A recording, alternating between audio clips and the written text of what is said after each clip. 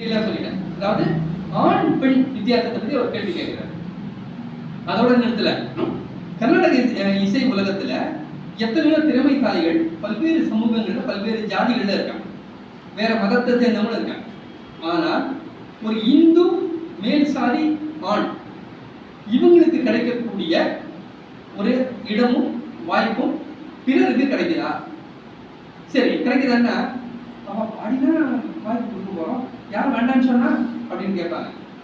ஆனா நீங்கெல்லாம் பாடுறதுக்கு முன்னாடி இசை வேளாளர் அப்படின்ற ஒரு மரபு வந்து பல நூற்றாண்டுகளாக பாட்டு நடனம் அப்படின்றதுல வந்து கரை கண்டிருக்காங்க, விற்பனர்களா இருந்திருக்காங்க.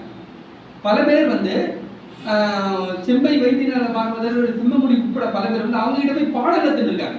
அந்த இசை வேளாளர் மரபுல வந்தவங்க வாய்ப்பாட்டும் சரி, நாதஸ்வரமும் சரி, கவியின் மாதிரியான சரி, மிகப்பெரிய வல்லுநர்கள் இருந்திருக்காங்க, இப்பவும் இருக்காங்க. ராஜரத்னம்